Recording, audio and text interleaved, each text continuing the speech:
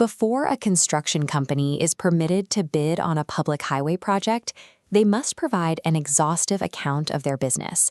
Departments of transportation require detailed financial statements, equipment schedules, audit records, and specific work classifications.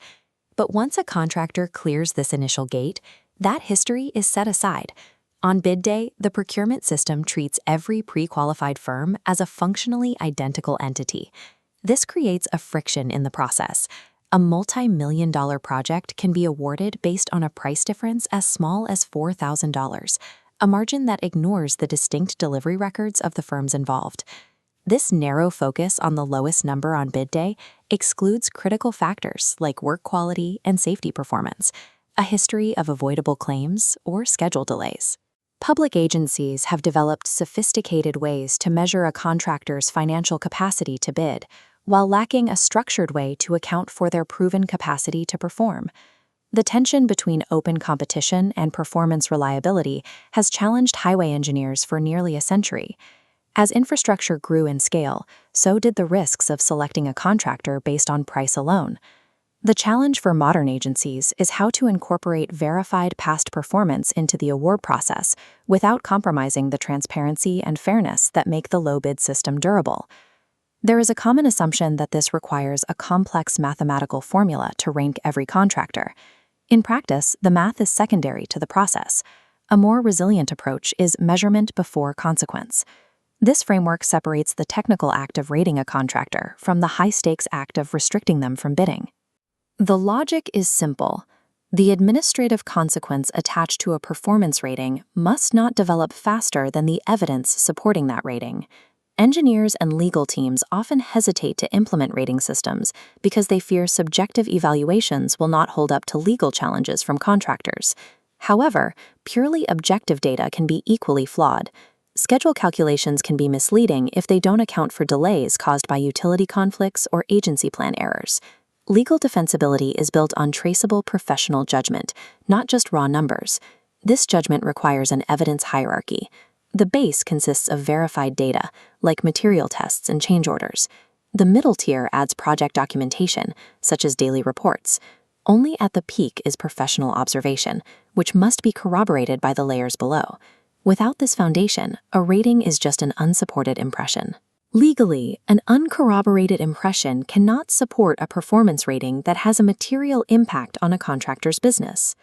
By analyzing agencies like the Washington and South Carolina DOTs or the federal CPARS program, we can identify what actually makes these systems work. While agencies use different scoring math, specific formulas are less important than workflow. Successful systems share an operational architecture, upfront criteria, real-time records, and regular interim feedback. They also include multi-level reviews and a formal, time-bounded appeal window for contractors to respond. When an agency attempts to use a rating system without enforcing this internal governance, the process loses its legal and operational utility. A 2026 Texas DOT audit illustrated this risk. The review found that 70% of required interim evaluations were missing from project records.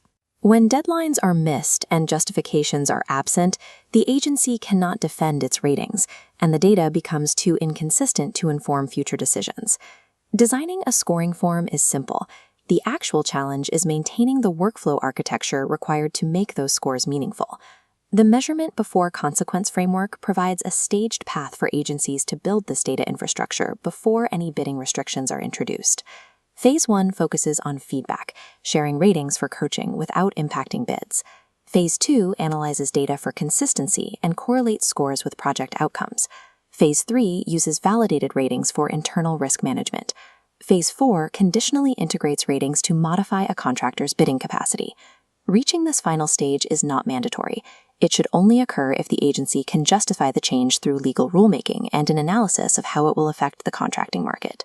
By separating the process into these validation stages, departments of transportation can protect the integrity of the low bid system while the agency's internal performance data matures over time.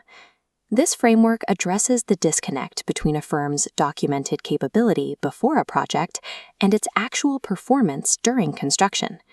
It demonstrates that having a defensible performance rating does not automatically justify using that rating to restrict a contractor's livelihood.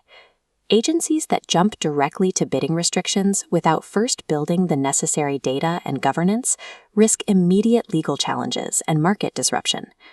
The Arkansas DOT recently provided a model for this progression. Their 2026 pilot program focuses on feedback for projects over $10 million, a textbook application of Phase 1. This feedback-first approach allows the agency to refine its forms and build industry trust before any procurement consequences are on the line.